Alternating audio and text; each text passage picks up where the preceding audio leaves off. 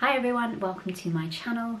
If you already follow me on TikTok or Instagram, then thank you for following me over here and thank you for watching. And if you are new here, if I've just popped up on your sidebar, then my name is Faye and I like to make videos about kind of petite styling and petite fashion. So if that is something that you are into, then keep watching and I hope you enjoy this video.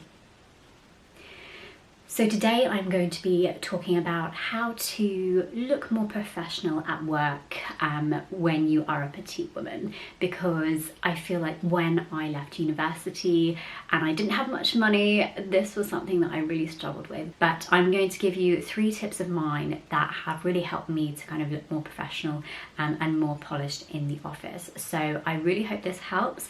And if you have any of your own tips, if you have any of your like petite styling tips, then do let me know in the comments. Have a sip of my tea.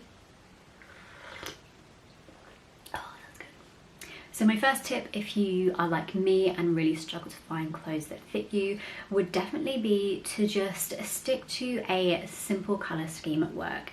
I know that it's kind of boring to wear the same kind of colours every day. However, it will just make your life so much easier in the morning. If you buy pieces that are in the same colour scheme, whether that's neutrals or blacks and whites or greys, it's just going to be so much easier to put together an outfit and you're going to have a lot more outfit options. And as somebody who really struggles to find pieces to begin with, that can be a real lifesaver. Also, if you just stick to one colour and you dress in monochrome, for me personally that is black, I promise you it will make you look a little bit taller as well, which is not the aim. We just want to look a bit more professional. But hey, if you're under 5 foot tall like me, then looking slightly taller will not do you any harm. My second tip would definitely be to avoid any kind of tailored pieces. Now, things like blazers, tailored trousers, I actually avoid them all, because whenever I put on a blazer, like no matter what size it is, even if it's like the smallest size, I still look like a year 7 on my first day of school. They just don't make me look good. So I actually stay away from kind of tailored pieces, tailored jackets altogether.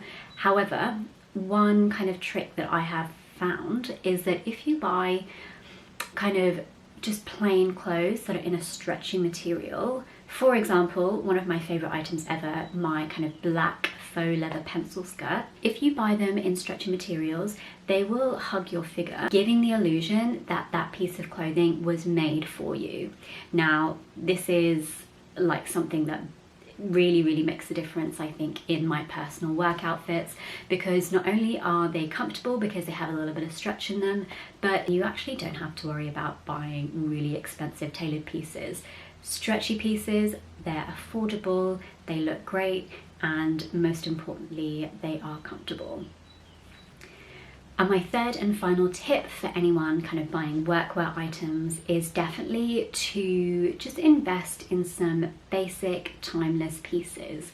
For example, this blue coat that I have, I think I bought this from Topshop, or at least 5 years ago, RIP Topshop.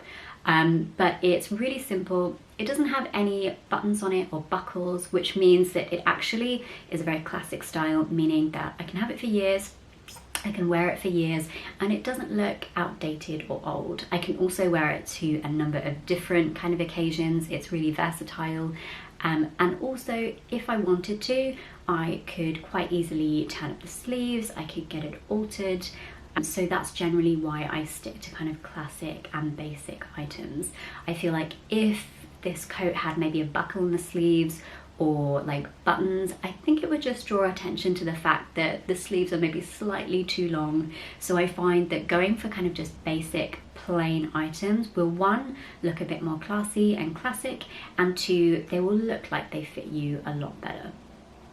So I really hope that you have found this helpful. If you have any tips of your own, I would love to hear them, so let me know down in the comments, and I hope to see you in my next video.